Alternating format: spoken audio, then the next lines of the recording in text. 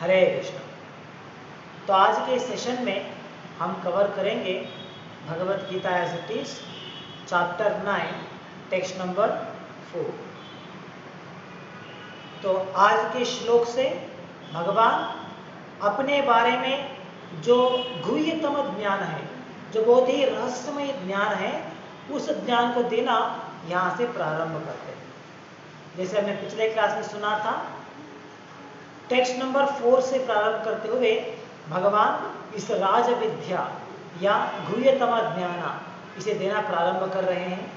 पिछले श्लोक में भगवान ने एक सूचना दिया था कि जो व्यक्ति भगवान के प्रति श्रद्धा नहीं रखते हैं, भगवान की वाक्य के ऊपर श्रद्धा नहीं रखते हैं, उन्हें भगवान की इस ज्ञान को सुनने के बाद भी वो समझ में नहीं आएगा। तो एक प्रकार की सूचना है अभक्तों के लिए कि वो पढ़ेंगे भी तो भी कुछ फायदा नहीं होगा। तो ये कहने के बाद भगवान इस रहस्यमय ज्ञान को देना यहाँ पे प्रारंभ करते हैं। तो इस रहस्यमय ज्ञान में प्रारंभ में भगवान कहते हैं कि भगवान स्वयं इस पूरी संसार में फैले हुए हैं। ही स्प्रेड एवरीवेयर। कैसे स्प्रेड किए गए हैं, कैसे फैले गए भगवान? इन अनमैनिफेस्टेड फॉर्म। अनमैनिफेस्टेड फॉर्म मतलब अव्यक्त मूर्ति। तो इस प्रकार से भगवान ने इस पूरी संसार में वो अपने एग्जिस्टेंस को, अपने अस्तित्व को यहाँ पे फैला दिए। और बाद में भगवान कहते हैं ऑल बीइंग्स आर इन मी। सभी जीव वो मेरे में स्थित है, लेकिन मैं उनमें नहीं हूं। तो ये विचार यहाँ पे आज के श्लोक में भगवान हमें समझाते हैं। तो इस श्लोक में भगवान कह रहे हैं मया ततम इदम सर्वम। मया मतलब है बाय मी। मया ततम इदम सर्वम। ततम मतलब है यहाँ पे स्प्रेड, विस्तार होना। तो कहाँ पे विस्तार हुआ हूं मैं? भावे मया, मैं विस्तार हुआ हूं। कहाँ पे विस्तार हुआ हूं? इदम सर्वम। सर्वम, सर्वम मतलब कंप्लीट। यह संपूर्ण जो जगत है यहाँ पे मैं स्प्रेड हुआ। जगत अव्यक्त मूर्तिना। इदम सर्वम जगत। इस पूरी संसार में, जगत मतलब पूरा संसार। सिर्फ हमें ये प्लैनेट, ये पृथ्वी की बात नहीं कर रहे हैं यहाँ पे, पूरा क्रिएशन, भौतिक संसार साथ ही साथ आध्यात्मिक संसार, इन सभी को मिला के यहाँ पे एड्रेस किया जा रहा है इदम सर्वम जगत। तो इस पूरी संसार में मैंने अपने आप को स्प्रेड किया है। कैसे स्प्रेड किया है? अव्यक्त मूर्तिना, इन अनमैनिफेस्टेड फॉर्म। तो ये अव्यक्त मूर्ति मतलब क्या है? इसके लिए इसका विरुद्ध शब्द होता है व्यक्ता। व्यक्ता मतलब मैनिफेस्टेड और अव्यक्ता मतलब अनमैनिफेस्टेड। जैसे व्यक्ता हम उसे कहते हैं जिस वस्तु को हम देख पाते हैं, उसे पकड़ सकते हैं, या उसे सुन सकते हैं, या उसे महसूस कर सकते हैं। तो इस प्रकार किसी भी वस्तु जिसे अपनी इंद्रियों के द्वारा हम ग्रहण कर सके, उसे हम कहते हैं व्यक्ता और मैनिफेस्टेड। जैसे कि फॉर एग्जांपल एक किताब जो है हम उसे देख सकते हैं, तो इसलिए इसे कहते हैं इट इज व्यक्ता, इट इज मैनिफेस्टेड।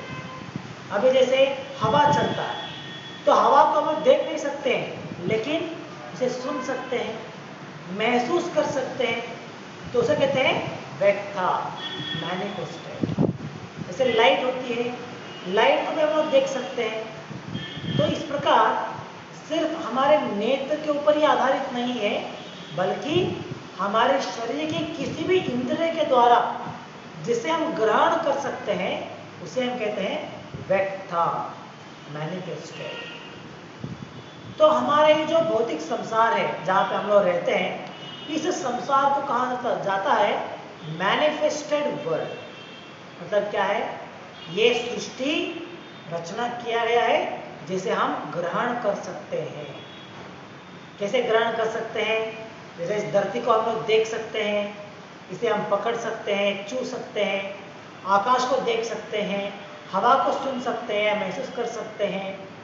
इसी प्रकार विज्ञान के द्वारा बाह्याकाश में रहने वाले अलग ग्रहों को, अलग नक्षत्रों को, उसके बारे में हम समझ सकते हैं। तो इस प्रकार इस पूरी जो सृष्टि है उसे कहा जाता है व्यक्ता, विच इज मैनिफेस्टेड, क्योंकि इसे हम अपने इंद्रियों के द्वारा हम इसे ग्रहण कर सकते हैं, समझ सकते हैं। इसका अपोजिट वर्ड होता है अव्यक्ता, मतलब अनमैनिफेस्टेड। तो भगवान यहाँ पे अपने इस रूप को, जिसके द्वारा भगवान पूरी संसार में फैले हुए हैं, उसे भगवान कहते हैं कि मैं अव्यक्त रूप में पूरी जगह पे फैला हुआ हूं। तो यह अव्यक्त मतलब क्या है?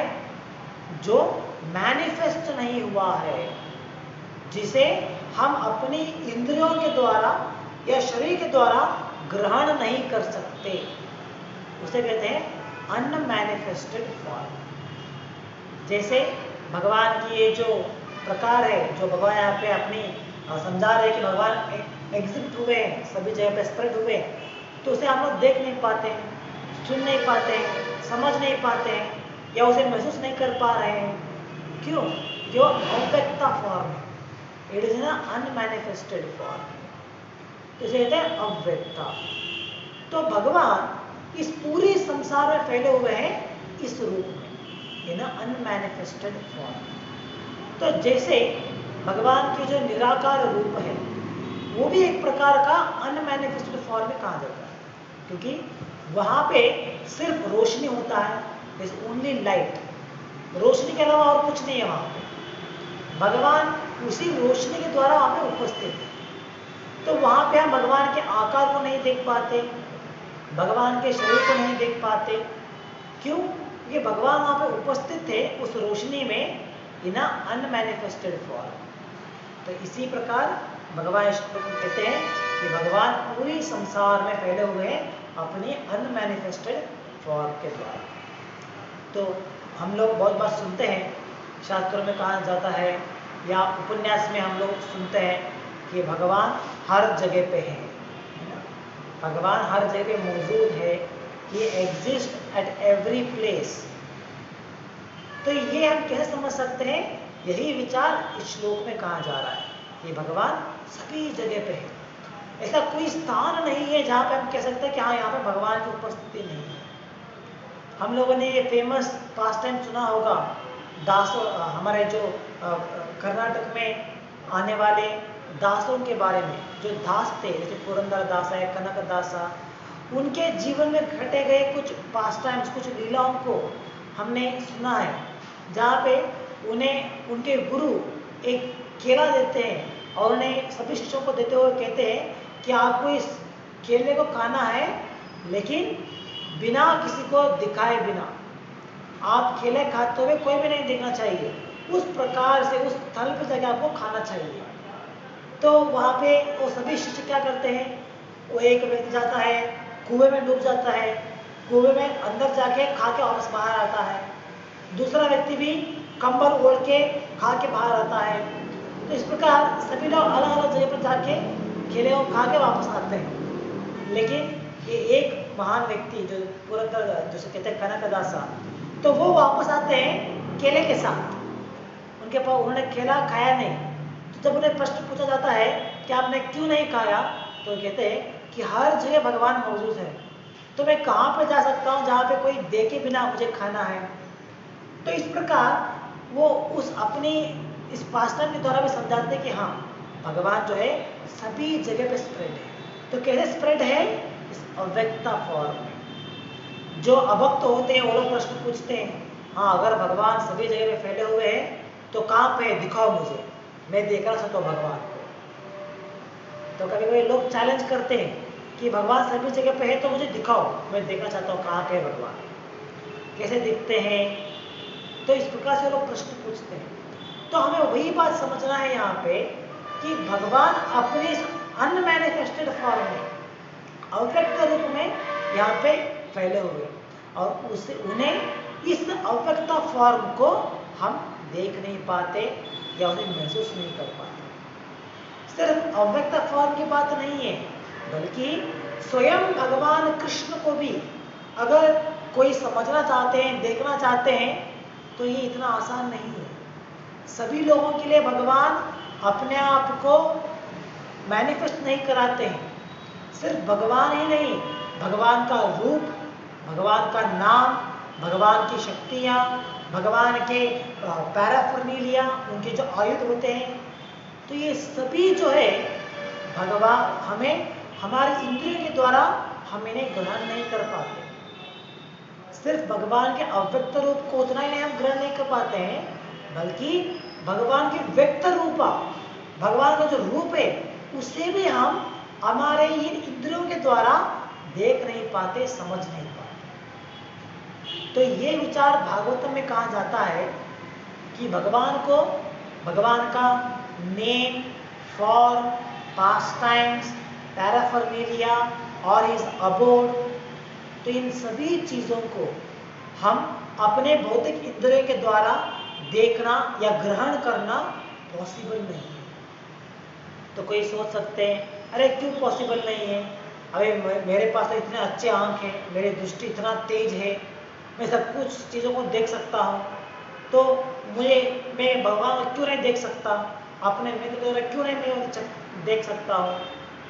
तो इसके लिए हमें समझना है कि हमारी जो इंद्रिय है, हमारा जो पूरा शरीर है, ये भौतिक है। भौतिक मतलब भौतिक वस्तुओं से बना हुआ है। जैसे 3 गुण है, ये तीनों गुण भौतिक है, और इन 3 गुणों के मिश्रण के द्वारा ये शरीर बनाया गया है। तो इस शरीर में आने वाले सभी इंद्रियां वो भी भौतिक है, लेकिन भगवान का नाम, भगवान का रूप, भगवान के गुण, भगवान के पैराफर्नेलिया, ये सभी भौतिक नहीं बल्कि आध्यात्मिक है। तो ये सभी चीजें जो आध्यात्मिक है, उस आध्यात्मिक वस्तुओं को हम भौतिक दृष्टि से नहीं देख पाते। दोनों अलग अलग मटेरियल है, भौतिक मटेरियल ही अलग है, आध्यात्मिक मटेरियल ही अलग है। तो भौतिक मटेरियल के द्वारा, भौतिक वस्तुओं के द्वारा हम सिर्फ भौतिक वस्तुओं को देख सकते हैं, आध्यात्मिक वस्तुओं को देख नहीं पाते। भौतिक वस्तुओं को देखने के लिए भी उसके लिए कुछ क्षमता होनी चाहिए, कुछ कंडीशंस है, जिस कंडीशन के अलावा हम देख नहीं पाते, सुन नहीं पाते। चाहे वो वस्तु भौतिक ही है, लेकिन फिर भी अगर उस कंडीशन में नहीं आएगा तो उस वस्तु को हम लोग देख नहीं पाते। जैसे मान लीजिए अभी हम अपने नेत्र के द्वारा सभी वस्तुओं को देख रहे हैं। क्यों? क्योंकि यहाँ पे अभी सूरज है, बिजली है, रोशनी है, इसलिए हम देख पा रहे हैं। अगर एक पूरी डार्क रूम में अगर हमें डाल दिया जाएगा, यानी तो रात के समय में जब पूरा बिजली चला जाता है, तो उस समय हमारे करीबी व्यक्ति को भी हम देख नहीं पाते। क्यों नहीं देख पाते हैं? नेत्र तो वही है हमारे पास, और यहाँ पे जो हमारे अगल बगल में वस्तु है वो भी वैसे ही है, लेकिन फिर भी हम उस कंडीशन में देख नहीं पाते हैं। क्या कारण है? कारण ये है कि वहाँ पे रोशनी नहीं है, बिजली नहीं है, या सूरज चांद की रोशनी नहीं है, प्रकाश नहीं है, इसलिए हम देख नहीं पाते। तो इस प्रकार हमें समझना है कि हमारे इंद्रियों के द्वारा भौतिक वस्तु को भी देखने के लिए कुछ कंडीशन अप्लाई होते हैं। इसी प्रकार हमारे सुनने की क्षमता, जैसे साइंस कहता है कि हमारी सुनने की क्षमता जो है, हम सिर्फ उसी शब्द को सुन सकते हैं जो 20 हर्ट्ज से लेके 20 किलो हर्ट्ज तक जो शब्द आते हैं, शब्द के तरंग आते हैं, सिर्फ उन्हें हम लोग सुन सकते हैं। उससे भी कम रेंज में आने वाले शब्दों को हम सुन नहीं सकते। वो क्षमता हमें नहीं दिया गया है। वो क्षमता कुछ प्राणियों को दिया गया है, जैसे कुत्तों को, तो उन्हें एक क्षमता दिया गया है कि वो बहुत ही धीमे से आने वाले शब्दों को भी लोग सुन सकते हैं, हम लोग नहीं सुन पाते। तो इस प्रकार इन सभी एग्जाम्पल के द्वारा हम ये समझा रहे हैं कि हमारे भौतिक इंद्रियों के द्वारा भौतिक वस्तुओं को ग्रहण करने के लिए भी कुछ कंडीशन अप्लाई होते हैं। सभी भौतिक वस्तुओं को हम ग्रहण नहीं कर पाते अपने इंद्रियों के द्वारा। तो जब भौतिक वस्तुओं को ही ग्रहण करने के लिए हमारे पास क्षमता नहीं है पूरी तरीके से, तो भगवान जो आध्यात्मिक है उन्हें हम अपनी भौतिक इंद्रियों से कैसे ग्रहण कर सकते हैं? दोनों अलग अलग मटेरियल है। जैसे एक क्रूड एग्जाम्पल अगर हम देंगे, जैसे बिजली, बिजली जो है वो सिर्फ कुछ ही वस्तुओं के द्वारा वो चलता है। उसकी जो प्रवाह है या बिजली की जो तेज है वो हम कुछ वस्तुओं के द्वारा उसे ट्रांसफर कर सकते हैं। जैसे मान लीजिए जब आप लाइट डालते हैं या कुछ बटन ऑन करते हैं तो ट्यूबलाइट जल जाता है या तो फैन घूमता है। क्या कारण है? उसके अंदर कुछ तार हमने डाला है, वायरिंग किया है, तो वायर के द्वारा जो बिजली है वो फैन तक पहुंचता है या लाइट तक पहुंचता है और वहां पे अपना काम करता है। तो वहां पे वो कंडक्ट है। तो इसीलिए अगर इसका अपोजिट उदाहरण देखते हैं हम लोग, लकड़ी, एक सूखा हुआ लकड़ी, तो सूखे हुए लकड़ी के द्वारा बिजली जो है वो घूम नहीं सकता या सूखी हुई लकड़ी में बिजली जा नहीं सकता है अंदर। क्या कारण है? कि it is not a good conduct. वो बिजली को जो है अपने द्वारा पास होने के लिए नहीं छोड़ता है। तो दोनों अलग अलग मटेरियल प्रकार है या दोनों का जो नेचर है, स्वभाव है, दोनों कंप्लीटली अपोजिट है, इसीलिए वो ऐसा होता है। तो इसी प्रकार हम, हमारे इंद्रियां, हमारा शरीर, ये सभी भौतिक वस्तुओं से बना हुआ है और भगवान के आध्यात्मिक में आने वाले सभी विचार वो सभी आध्यात्मिक रूप से बना हुआ है। तो वो मटेरियल अलग है और ये मटेरियल अलग है। इसीलिए हम अपनी इंद्रियों के द्वारा भगवान को या भगवान के रूप को, उनके नाम को, उनकी कथाओं को हम समझना या ग्रहण करना पॉसिबल नहीं है। इतना ही नहीं, हम शास्त्रों में उदाहरण देख सकते हैं कि जब हम इस प्रकार से विचार समझाते हैं कि भगवान को हम अपने इंद्रियों के द्वारा देख भी नहीं पाते हैं, तो कोई सोच सकता है कि हाँ, अभी तो भगवान यहाँ पे प्रेजेंट नहीं है इसीलिए हम देख नहीं पा रहे। लेकिन अगर 5000 साल पहले जब भगवान कृष्ण अवतरित हुए थे द्वापर युग में, तो अगर उस समय में होता तो मैं भगवान को देख सकता था। भगवान तो जैसे यहाँ पे कहा जाता है कि भगवद्गीता में भगवान कुरुक्षेत्र युद्ध में अपने रथ को चलाते हुए एक सारथी रूप में वहां पे विराजमान थे, तो सभी लोग देख रहे थे भगवान को।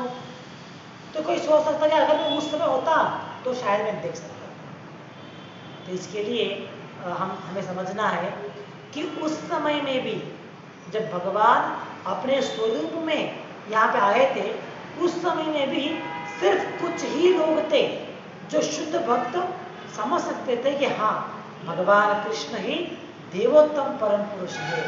जो यहाँ पे हमारे बीच में उपस्थित थे, ये कोई आम व्यक्ति नहीं है, बल्कि ये स्वयं भगवान है। ये ज्ञान सिर्फ कुछ ही लोगों के पास था। जैसे पंच पांडव और द्रौपदी, कुंती महारानी, भीष्मा, इस प्रकार से कुछ ही लोगों को ये ज्ञान था। बाकी लोग स्वयं भगवान का रूप को देखने के बावजूद भी वो लोग समझ नहीं पा रहे थे कि ये स्वयं भगवान कृष्ण है। वो सोच रहे थे, कुछ लोग सोचते थे अरे ये तो एक राजा है, कुछ लोग सोचते थे ये तो एक मायावी है, बहुत माया करता है, कुछ लोग सोचते थे ये तो एक ग्वाल बालक है, गाय चढ़ाता है। तो इस प्रकार हर एक व्यक्ति अपने अपने दृष्टिकोण से अलग अलग रूप से उन्हें देख रहे थे, समझ रहे थे। कोई भी उन्हें भगवान के रूप में समझ नहीं पा रहे थे। तो वो सिर्फ कुछ ही भक्तों के लिए पॉसिबल हो रहा था, और वो भी क्योंकि वो शुद्ध भक्त थे, प्योर डिवोटीज। तो इस प्रकार इस उदाहरण के द्वारा हम समझ सकते हैं कि भगवान अपनी, अगर वो अपने फॉर्म में, अपने रूप में उपस्थित भी हो जाएंगे, फिर भी हम उन्हें ग्रहण नहीं कर पाते जब तक हम शुद्ध भक्त नहीं बनते। अपनी भौतिक इंद्रियों के द्वारा उन्हें ग्रहण करना पॉसिबल नहीं है। भौतिक इंद्रिया मटेरियल अलग है और भगवान का रूप, नाम, उनका गुण, लक्षण वो अलग मटेरियल है। तो इसीलिए भावार्थ में हम देख सकते हैं, भावार्थ प्रभुपाद इसी विषय को यहाँ पर विस्तार पूर्वक समझाते हैं। जब भगवान कहते हैं कि I am present everywhere unmanifested form, जिसे हम देख नहीं पाते, समझ नहीं पाते, ग्रहण नहीं कर पाते। क्यों? यही विचार है जो भावार्थ में प्रभुपाद हमें एक्सप्लेन कर रहे हैं। तो प्रभुपाद आगे कहते हैं that only to one who is engaged in pure devotional service under proper guidance is he revealed। तो सिर्फ शुद्ध भक्तों को वो दिखाई देते हैं, शुद्ध भक्तों को वो शुद्ध भक्त उन्हें ग्रहण कर सकते हैं। तो एक बार प्रभुपाद से प्रश्न पूछा जाता है, एक रिपोर्टर पूछते हैं that have you seen God, क्या आपने देखा है भगवान को, आपने देखा है क्या? तो उसके लिए प्रभुपाद कहते हैं yes, I have seen God and I am seeing God and I have come here to show you God। उसके लिए प्रभुपाद उत्तर कहते हैं कि हाँ, मैंने भगवान को देखा है और मैं भगवान को देख रहा हूँ और मैं यहाँ पे आया हूँ ताकि आप लोगों को मैं भगवान को दिखा सकूँ। इसका मतलब क्या है? इसका मतलब कि हमें ये समझना है कि हाँ, भगवान प्रभुपाद को भगवान दिखते थे कहीं पे, जैसे कुछ रोशनी में या कुछ फॉर्म में भगवान उन्हें देख रहे थे। ऐसा क्रूर नहीं है, बल्कि प्योर डिवोटी, शुद्ध भक्त जो है वो भगवान की उपस्थिति को वो ग्रास्प कर सकते हैं। हाँ, भगवान हर जगह पे है, इसे वो समझ सकते हैं, उसे अंडरस्टैंड कर सकते हैं। जैसे हमने देखा है भगवत में भगवान कहते हैं that I am the taste of water, पानी पीते हुए हम ग्रहण कर सकते हैं हाँ, इसमें जो पानी है, इसमें जो टेस्ट है, ये स्वयं भगवान कृष्ण है। जब हम सूर्य को देखते हैं, चांद को देखते हैं, उसकी रोशनी को हम देखते हैं, तो हमें आइडेंटिफाई करना चाहिए कि हाँ, ये भगवान का रूप है। तो इस प्रकार ये हम थ्योरेटिकली कह रहे हैं, लेकिन शुद्ध भक्त के लिए ये रियलाइज नॉलेज होता है। तो in this way a pure devotee is always in connection with Krishna. तो इसीलिए शुद्ध भक्त उतना ही उन्हें देख सकते हैं, उन्हें समझ सकते हैं, उन्हें ग्रहण कर सकते हैं, क्योंकि शुद्ध भक्त जो है वो भौतिक संसार के भाग होने के बावजूद वो भौतिक नहीं है, उनका शरीर भौतिक नहीं होता, उनके इंद्रिय भौतिक नहीं होते। वो शुद्ध भक्त है, मतलब वो पूरे आध्यात्मिक है। तो इसीलिए वो आध्यात्मिक होने के कारण इन आध्यात्मिक रूप को, आध्यात्मिक नाम को, आध्यात्मिक गुणों को ग्रहण कर पाते हैं। तो ब्रह्म संहिता में ब्रह्मा जी अपनी प्रार्थना सुनाते हुए कहते हैं प्रेमांजन चुरित भक्ति विलोचनेन संत सदैव। तो यहाँ पे श्लोक में ब्रह्मा जी कहते हैं कि प्रेमांजन चुरित, संत जो संत है, जो डिवोटीज है, वो क्या करते हैं? भगवान को वो देखते रहते हैं, भगवान को दर्शन करते हैं, भगवान को ग्रहण कर सकते हैं। कैसे ग्रहण करते हैं? अपने नेत्रों पे उन्होंने एक ऑइंटमेंट लगाया है, अंजना। अंजना मतलब है ऑइंटमेंट। तो भक्तों ने अपने नेत्रों के ऊपर एक ऑइंटमेंट लगाया हुआ है। इस ऑइंटमेंट के द्वारा क्या होता है? वो भगवान को देख पाते हैं। तो कोई सोच सकते हैं चलो ये ऑइंटमेंट कहाँ पे मिलता है, ऑनलाइन में मिलेगा क्या, हम लोग ऑर्डर करेंगे, या जो किसी मेडिकल शॉप में मिल जाएगा क्या, जाकर हम लोग लेके आ सकते हैं, हम भी अप्लाई करेंगे और देखेंगे? नहीं, ये ऑइंटमेंट कहीं भी मिलने वाला नहीं है। क्यों? ये कौन सा ऑइंटमेंट है? प्रेमांजना भक्ति।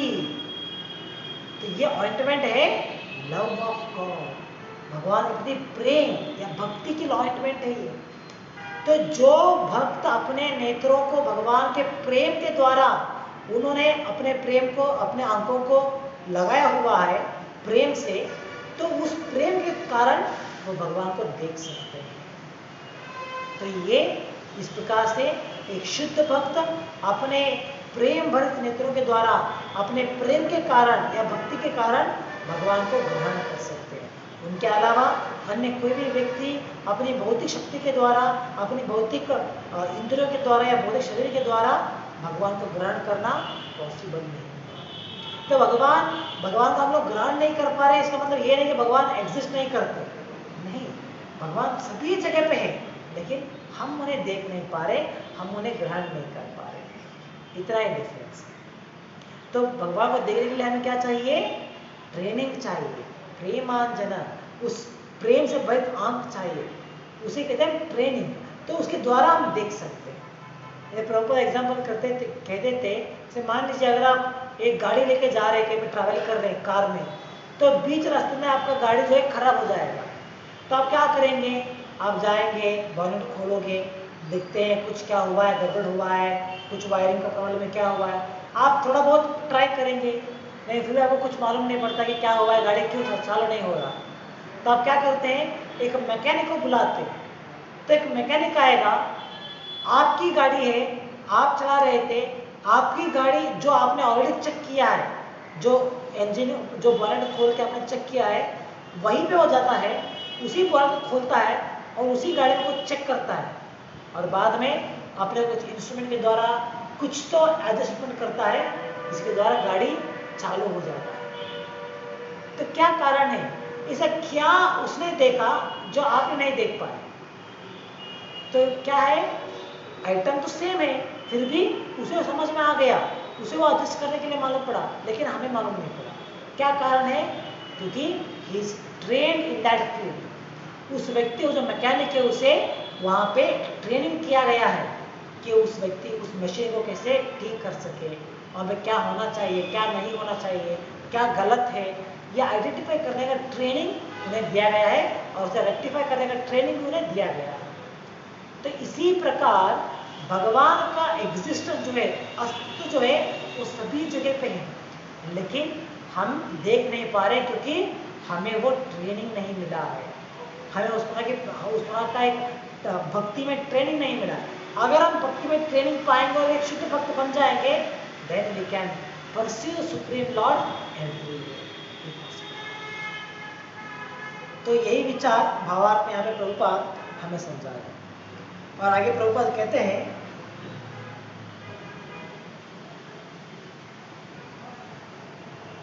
here it is said that although he is all pervading, everywhere present, he is yet not conceivable by material senses, but actually although we cannot see him, everything is resting in him।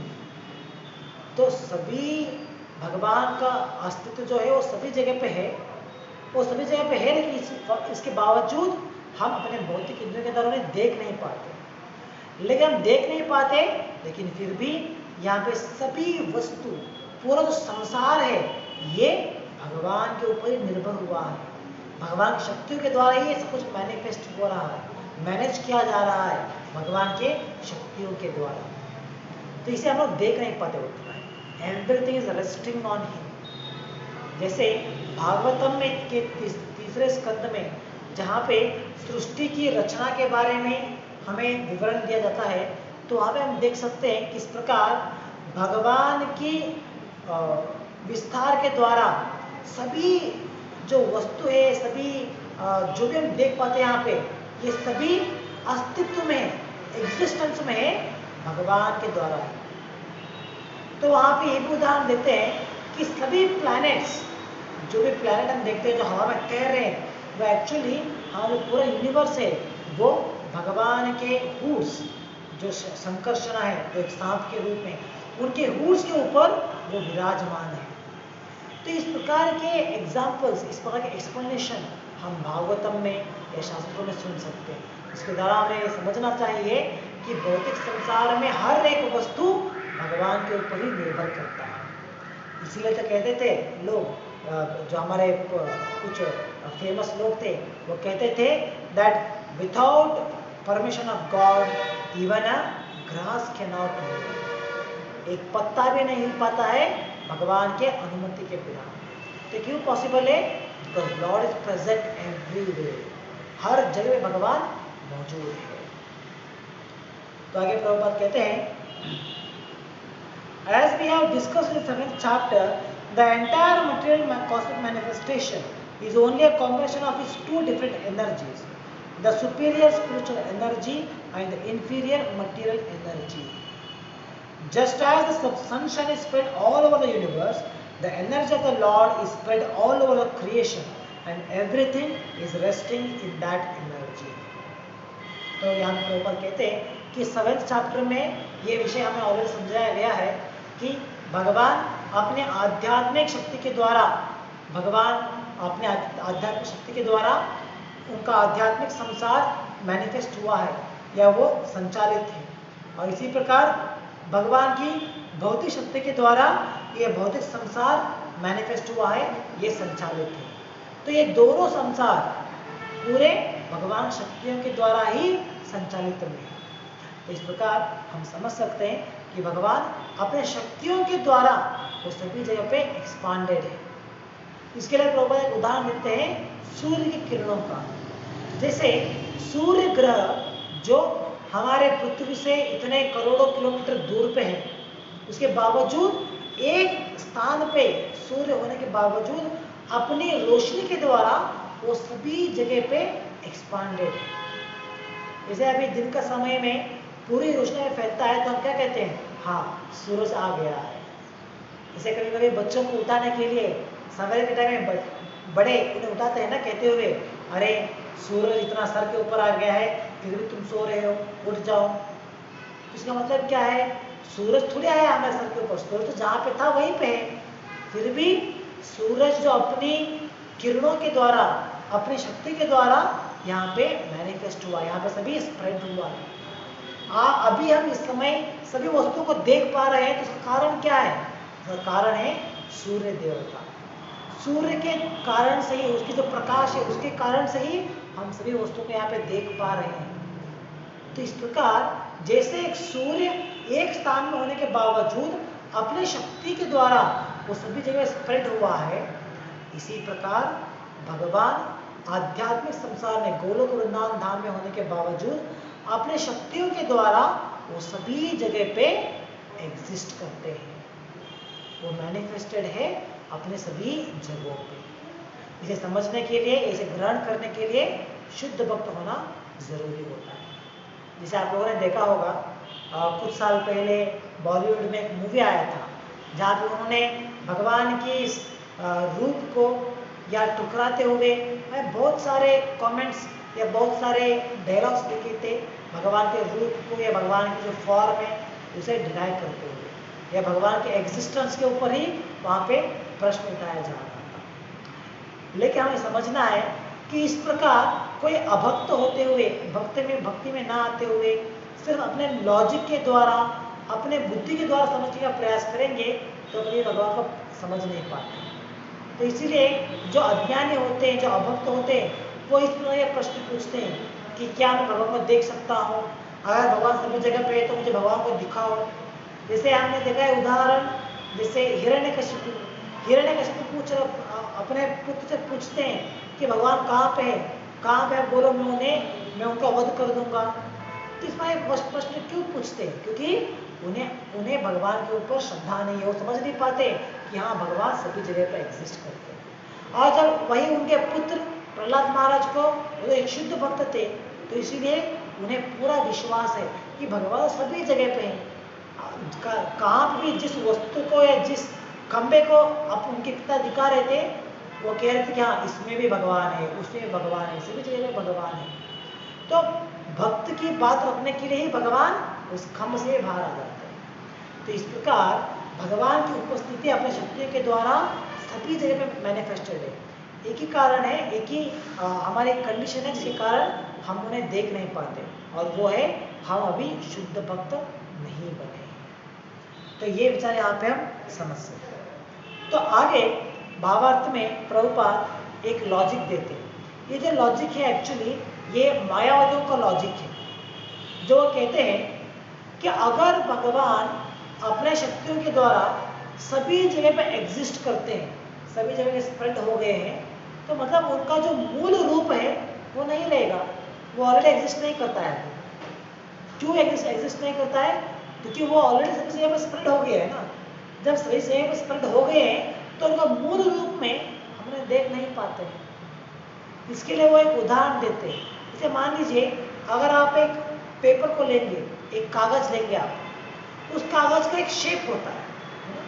जैसे आप एक कागज लेंगे तो उसका एक shape है उस कागज का। अगर मान लीजिए आप उस कागज को छोटे छोटे टुकड़ों में उसे फाड़ देंगे, पूरा फाड़ के छोटे छोटे टुकड़े बना देंगे उसे, और उसे छोटे छोटे टुकड़े बनाने के उसे क्या करेंगे, उसे आप फेंक देंगे स्प्रेड कर देंगे पूरा रूम में, तो क्या होगा? वो कहते हैं कि जो पेपर पहले एक था, मतलब एक रूप में था, अभी वो सभी जगह पे स्प्रेड हो गया है। तो जब वो सभी जगह पे स्प्रेड हो गया है तो उसका जो मूल रूप था एक आकार में, वो रूप अभी एग्जिस्ट नहीं करता। इट इज फिनिश्ड, वो समाप्त हो गया है। तो ये लॉजिक माया देते हैं और इस लॉजिक के द्वारा कहते हैं इसी प्रकार भगवान जब अपने शक्तियों के द्वारा उस सभी जगह स्प्रेड हो गए हैं तो उनका जो मूल रूप है वो एग्जिस्ट नहीं करता या वो नाश हो जाता है, वो एग्जिस्ट नहीं है। तो अगर हम लॉजिक के द्वारा सुनेंगे तो लगता है सही है ना? ऐसे लॉजिक तो सही है ये सुनने के लिए। अगर एक पेपर का एक शेप है, एक बार अगर आप उसे फाड़ के फेंक दोगे तो वो कहाँ पे उसका फॉर्म रहेगा? वो तो छोटे छोटे टुकड़े बन के सब जगह पे फैल गया है, तो एग्जिस्ट ही नहीं करता है। तो लॉजिकली लगता है कि सही है, लेकिन अगर हम ज्ञान के द्वारा देखेंगे तो ये गलत है। कैसे गलत है? ये जो लॉजिक है ये मटीरियली अप्लाई कर सकते हैं, लेकिन आध्यात्मिक दृष्टिकोण में या आध्यात्मिक संसार में ये एग्जिस्ट नहीं करता, क्योंकि आध्यात्मिक संसार में भगवान सभी जगह फैलने के बावजूद उनका जो ओरिजिनल फॉर्म है वो ऐसे ही रहता है।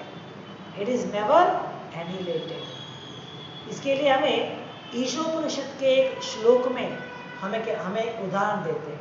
जब कहते हैं उस श्लोक में जब कहते हैं विषय, उसके भावार्थ में प्रॉपर उदाहरण देते हैं और वहां पे कहते हैं कि भौतिक संसार में 1 + 1 1 + 1 उत्तर कितना होता है? 2 होता है। और यहाँ पे 1 - 1 उत्तर कितना होता है? 0 होता है। लेकिन आध्यात्मिक स्तर पे 1 + 1 = 1 और 1 - 1 is also 1। तो कोई सोच सकता है ये कैसे पॉसिबल है? 1 + 1 तो 2 होना चाहिए ना, लेकिन वहां पे क्यों 1 + 1 1 ही होता है? क्योंकि आध्यात्मिक संसार में ये नियम अप्लाई नहीं होते। वहां पे भगवान जो है, भगवान का जो रूप है, अगर भगवान अपने रूप से शक्तियों के द्वारा सभी जगह फैल भी जाएंगे फिर भी भगवान का रूप ऐसा ही रहेगा। तो भगवान के रूप से और सारी शक्तियों को अगर हम निकाल भी देंगे फिर भी उनका रूप ऐसा ही रहेगा। तो ये भगवान का एग्जिस्टेंस है, भगवान का आध्यात्मिक स्वरूप है। इसीलिए ये जो लॉजिक मायावी कहते हैं ये लॉजिकली सही लगता है, लेकिन ज्ञान को अगर हम देखेंगे, शास्त्रों के ज्ञान के द्वारा देखेंगे तो ये गलत है। भगवान अपने शक्तियों के द्वारा सभी जगह स्प्रेड हुए हैं, लेकिन इसके बावजूद भगवान अपने ओरिजिनल फॉर्म में एग्जिस्ट करते हैं। इस विषय को आज के श्लोक के द्वारा भी हम समझ सकते हैं। जैसे यहाँ पे कहते हैं मत स्थानी सर्वभूतानि, मत स्थानी सर्वभूतानि मतलब मैं सभी जीवी मेरे में स्थित है, लेकिन मैं उनमें नहीं हूँ। ये भगवान विचार यहाँ पे कह रहे हैं। तो हम सोच सकते हैं पीछे तो भगवान ने पिछला अध्याय में कहा है कि भगवान तो परमात्मा के रूप में सभी जीवों में विस्तार है, सभी जीवों में उपस्थित है परमात्मा के रूप में। तो फिर यहाँ पे क्यों भगवान कह रहे हैं कि मैं उनमें नहीं हूँ? क्या कारण है? तो इसका अर्थ हमें क्या समझा रहा है यहाँ पे कि भगवान परमात्मा के रूप में सभी जीवों में अस्तित्व है, लेकिन फिर भी हमें क्यों भगवान कहते हैं that I am not in them? ताकि इसके द्वारा भगवान में समझा रहे हैं कि मैं अपने शक्तियों के द्वारा सभी जगह एक्सपांड हुआ हूँ, स्प्रेड हुआ हूँ, लेकिन फिर भी मेरा जो ओरिजिनल फॉर्म है वो इससे अलूप है। मैं इस पूरी भौतिक संसार से अलग हूँ। मैं यहाँ पे स्प्रेड होने के बाद एक नहीं हो गया हूँ। ये पूरा संसार मेरा ही है या मैं यहाँ पे एक नहीं हुआ हूँ। मेरी शक्ति यहाँ पे स्प्रेड हुआ है, इसके बावजूद मैं इससे अलूप हूँ, मैं इससे अलग हूँ। तो मैं यहाँ से अलग हूँ ये समझाने के लिए ही भगवान यहाँ पे कहते हैं that I am not in them. So मैं उसमें नहीं हूँ मतलब क्या है? मैं इससे अलग हूँ, मेरे अस्तित्व इससे अलग है, पहचान है मेरा। तो ये विषय समझाने के लिए ही भगवान यहाँ पे कहते हैं आई एम नॉट इन देम। तो ये जो स्टेटमेंट है ये परमात्मा को एड्रेस नहीं कर रहा है, बल्कि इसका उद्देश्य इतना ही है कि हमें समझाना कि सृष्टि में मेरी शक्ति के द्वारा मैं मैनिफेस्ट हुआ हूँ, अनमैनिफेस्ट हुआ हूँ या मैं विस्तार हुआ हूँ, इसके बावजूद मैं अपने मूल रूप में एग्जिस्ट करता हूँ, मैं इससे अलूप हूँ। यही विचार समझाने के लिए भगवान इस स्टेटमेंट को यहाँ पे कहते हैं। तो भावार्थ में प्रभुपाद एक उदाहरण देते हैं यहाँ पे, जैसे एक राजा उनकी जो राज्य है बहुत ही विशाल हो सकता है, बहुत बड़ा है, तो उनके पास बहुत सारे सैनिक होंगे, बहुत सारे सेना होती है। तो वो राजा अपनी आस्थान में रहने के बावजूद अपनी जो शक्ति है या अपने जो डिपार्टमेंट्स है, तो उसके द्वारा वो पूरे राज्य को कंट्रोल कर सकते हैं। जैसे राजा को वहाँ पे अपने राज्य को निभाने के लिए अलग अलग डिपार्टमेंट्स होते हैं, जैसे मिलिट्री फोर्स है, और वहाँ पे फाइनेंस डिपार्टमेंट है, या तो टैक्स डिपार्टमेंट होता है। तो अपने डिपार्टमेंट के द्वारा वो पूरे राज्य को कंट्रोल कर रहे हैं।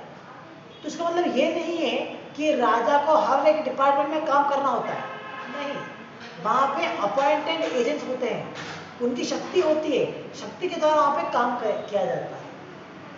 जैसे और एक कूल एग्जांपल देखेंगे हम, अगर मान लीजिए हमारे देश का एक प्रधानमंत्री है जो एक समय में एक स्थान पे प्रेजेंट हो सकता है, लेकिन उसके साथ साथ वो अपनी उनकी जो शक्ति है, उनकी जो सेना है, हमारे एक देश का जो सेना होती है, चाहे वो भू सेना हो सकता है या वायु सेना हो सकता है या नौका सेना हो सकता है, ये सभी उसी प्रधानमंत्री के इशारे के ऊपर चलते हैं।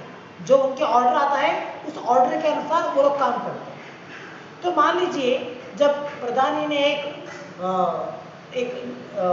वो एक सूचना देते हैं एक सेना के लिए कि आपको इतना सेना यहाँ पे लेके जाना है, एक सूचना देते हैं, तो वो सूचना कैसे मिलता है?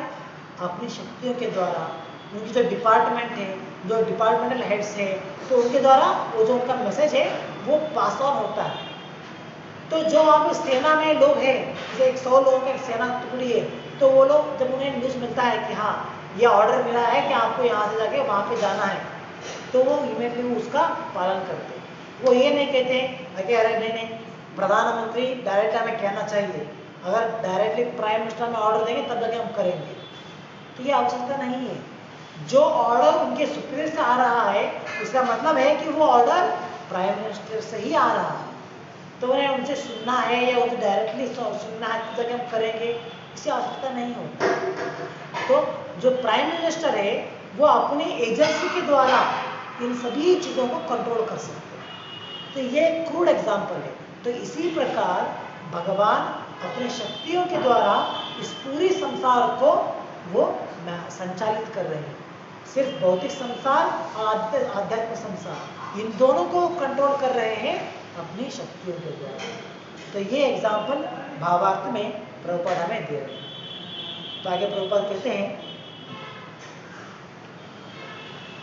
all the manifestations that we see and everything that exists both in this material world and the spiritual world are resting on the energy of the Supreme Personality of Godhead. The creation takes place by the diffusion of His different energies, and as stated in the Bhagavad Gita, He is everywhere present by His personal representation, the diffusion of His different energies. इस प्रकार भगवान इस पूरी सृष्टि को, वो भगवान present है वहाँ पे अपनी एनर्जी के द्वारा। तो इस प्रकार भगवान के एग्जिस्टेंस को हम ग्रहण कर सकते हैं, और इसे ग्रहण करने के लिए हमें शुद्ध भक्त बनना चाहिए। हमारे शुद्ध इंद्रियों के द्वारा इसे हम ग्रहण कर सकते हैं। हम इसे ग्रहण नहीं कर पा रहे, मतलब ये नहीं है कि भगवान एग्जिस्ट नहीं करते हर जगह पे, बल्कि इसका मतलब है कि हम अभी शुद्ध भक्त नहीं बने। तो इसीलिए भौतिक इंद्रियों के द्वारा हम भगवान को यहाँ पे ग्रहण नहीं कर पा रहे। तो इस प्रकार आज के श्लोक के द्वारा हम समझ सकते हैं कि भगवान सभी जगह पे एग्जिस्ट करते हैं, फैले हुए। तो जब देखिए, जब हम इस विचार को समझ सकते हैं, इस विचार को हम लोग अंडरस्टैंड कर सकेंगे, तो कितना आनंद होता है कि हाँ, every time Lord is present with you. जो भी लोग सोचते हैं कि हाँ मैं अकेला हूँ, मेरे पास कोई नहीं है, मेरे साथ कोई नहीं रहते हैं, कोई बात नहीं करते, तो हम यहाँ पे देख सकते हैं अगर कोई इसे परस्यू कर सकता है that I am never alone, मैं कभी अकेला नहीं हो सकता हूँ, क्योंकि भगवान हमेशा एग्जिस्ट करते हैं। हर जगह आप जाएंगे तो हमें भगवान मौजूद होते हैं, प्रेजेंट होते हैं। तो ये हम अंडरस्टैंड कर सकते हैं, परस्यू कर सकते हैं जब हम इस ज्ञान को स्वीकार करेंगे और शुद्ध भक्त बनेंगे। तो ये विचार यहाँ पे हम समझ सकते हैं। तो यहाँ पे समाप्त करेंगे आज के लिए। ग्रंथराज श्रीमद् भगवद गीता की जय, जगत गुरु श्री प्रभुपाद की जय। हरे कृष्ण।